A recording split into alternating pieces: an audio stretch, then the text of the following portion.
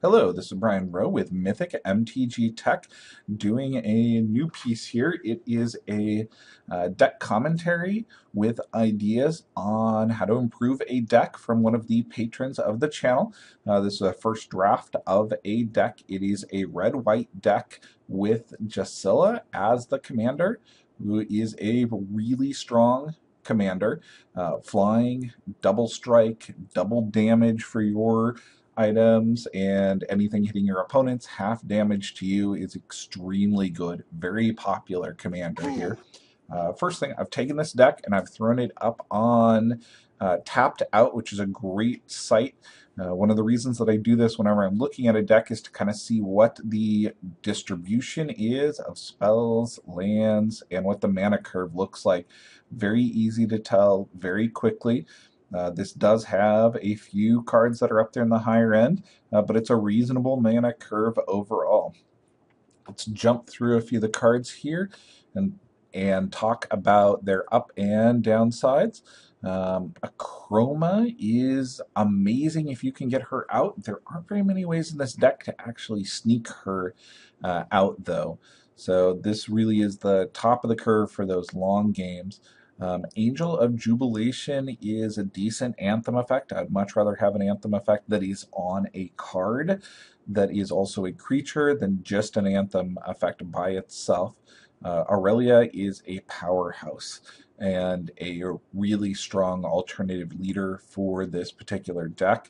One of the reasons that I might move over to Aurelia is the lower casting cost so that you can get her out a bit faster. Mind Sensor is a complete house in EDH. It doesn't make friends, but it is incredible. Balefire is also very, very strong. Brionne, I have not had much luck with. He either doesn't last long, the fact that he doesn't have haste makes him a little bit tough to use because there's tap in that ability. There's a way to gain some life, though. The Manticore I really like, especially since it has a decent sized body. In a more competitive deck, I'd definitely go with the Zealous Conscripts. In a casual deck, I think the Manticore is a nice addition also. Dwarven Miner here is one that I'm pretty divided on. The fact that you have to wait to tap this guy, I would rather have an effect like Ruination, which is one of my suggestions for things to add to this deck. It does give you a lot of political power if you're in a slower political game. Figure of Destiny is one that just has never worked out for me. It's a lot of mana to power him up. It's good after a board wipe, but otherwise it just seems like you're investing way too many resources for one guy in EDH. Glory is a nice win condition if you can get it into the graveyard, but I have had very little luck in this style of deck of putting Glory into the graveyard without first playing at board wipe. So this is one of the earlier cuts. Godo, this guy warms my heart. I love this guy. He is really underplayed in EDH. He is incredible, and I've got some suggestions for equipment coming up later to improve him. Mirian Crusader is another wonderful EDH card, very, very strong. Now, the Battle Driver here, I understand the sentiment behind him, giving your creatures haste, but when you really want haste is directly after a board wipe, I would consider an enchantment that gives haste or an artifact that gives haste instead.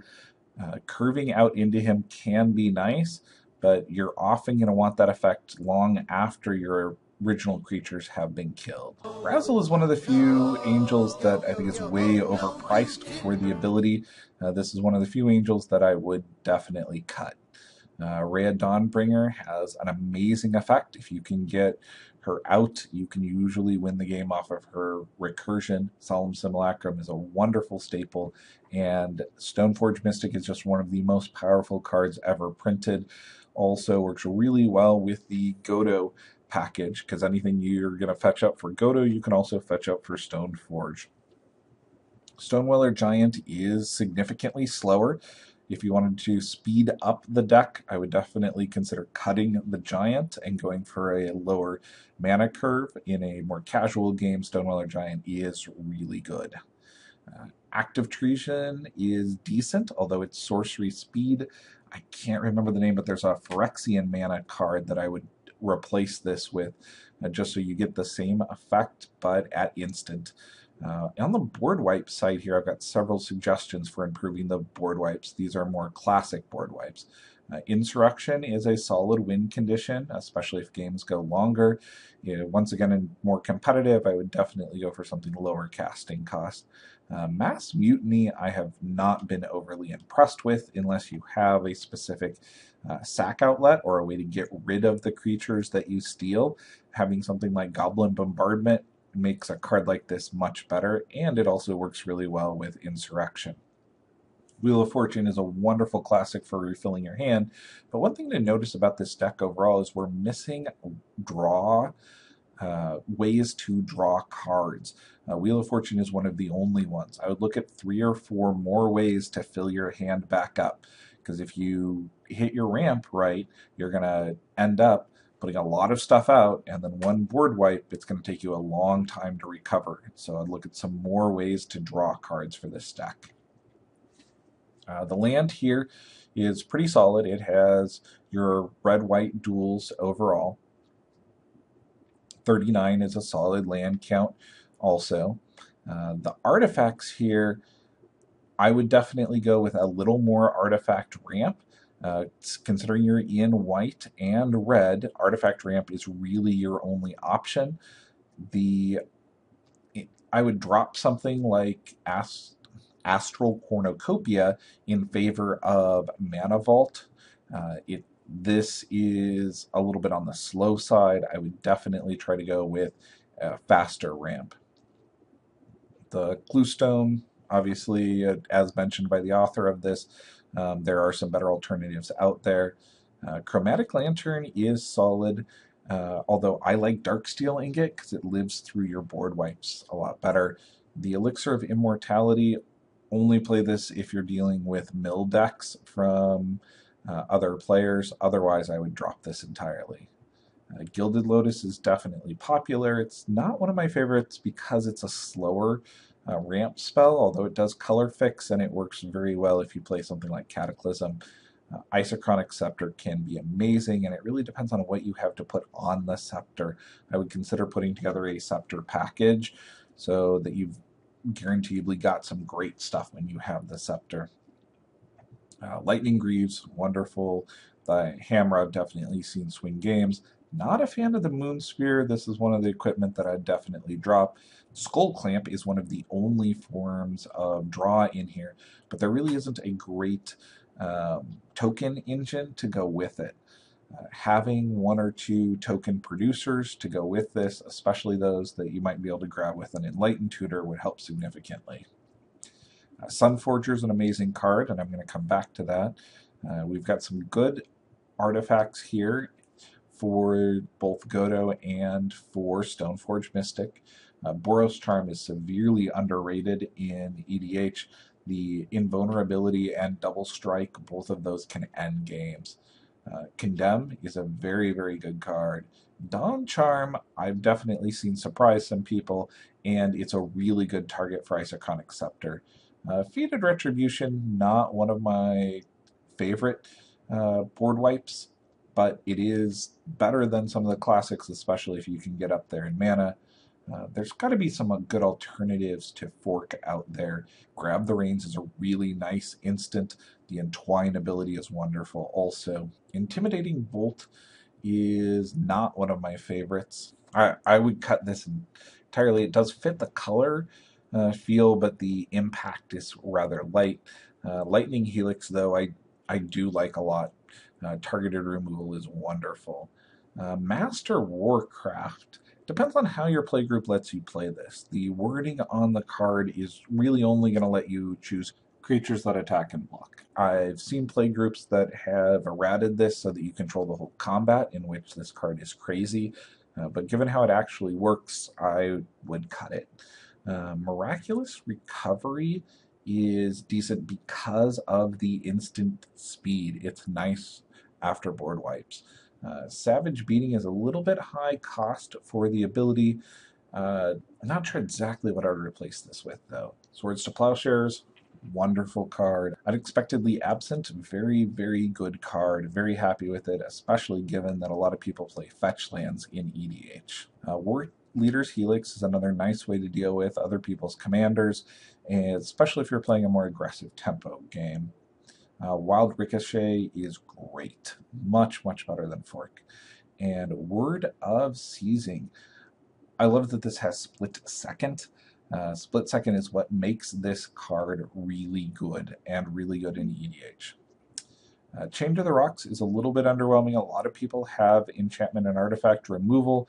It just makes it a lot easier for them to get rid of your removal. I've got some suggestions of ways to improve this. Land Tax is one of the best cards ever created, but you need a way to reshuffle those lands back in.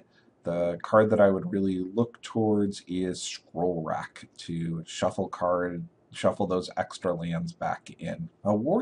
Storm Surge is a win more card, in my opinion. You're already doing really well if you've got giant creatures, especially some with haste coming into the battlefield. This deck isn't really built around it, so it's another area that I'd look at cutting. So here's some suggestions. Serra Ascendant is definitely on the overpowered side and hits the theme. Wing Shards is amazing removal. You can often wipe an entire team at instant speed. Agentum Armor. This is Godot's best friend. Destroy target permanent when attacking. You're going to be able to destroy 2 permanents a turn. This is an incredible card. Strongly recommend checking it out. Batterskull is also really, really good with Godot. Godot only gives your samurais double attacks, but if you can give your creatures vigilance, the way that Batterskull does, it basically gives that double attack to anyone. I really like the effects of being able to take your opponent's commanders and remove them from the game. Terminus is one of those effects, and Hallowed Burial is another great card with that same type of effect. Spinerock Knoll is a land that I would definitely put into this. You're doing huge amounts of damage, and it's a way to get out some of those giant angels without having to cast them. One thing to note here is that if it's an opponent is dealt 7 or more damage, you don't have to be the one dealing the damage. Just anytime an opponent takes 7 or more, you're going to get that free spell. Endless Horizons is another really nice piece of ramp I would strongly consider for this deck. It technically doesn't speed you up, it just makes sure that you hit your land drops every single turn. This can also just shut down land destruction decks because you've got an endless supply of land. There is some risk in playing this, so be careful in how many lands you take out of your deck. Definitely played this in mono white, stripped out all my lands and lost to an Armageddon, followed by a Disenchant. Cataclysm is another really solid card for this type of deck. You have some amazingly large creatures in this deck. Some of them even help you recover pretty quickly. If you can keep that giant creature out, a piece of equipment out, a land, and something like land tax, you're golden. Last thing that I want to point out is that there's a Sun Forger in here, and the Sun Forger is a little bit underutilized. I definitely look at some of the amazing other options that are out there. This is a great article done over at Gathering Magic that really talks about a Sun Forger package. Some of my favorites on here that didn't make the cut to the deck currently are Chaos Warp. It's a really nice way to deal with pretty much any permanent. I am also definitely a fan of Divine Offering is one of my favorites in EDH, as you can often gain a lot of life off of it. Already got Wild Ricochet in there and Dawn Charm, so those are very solid. There's some other good options in here.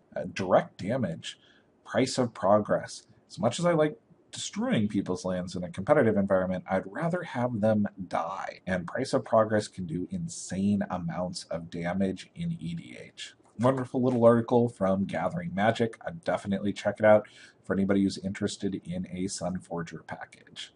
Thanks. This has been Brian Rowe with Mythic MTG Tech, looking at a red-white deck, giving some suggestions for possibly improving it. Thank you all. Also, thank you to everybody who's over there on Patreon who is supporting the channel. This was a deck review for one of the Patreon sponsors.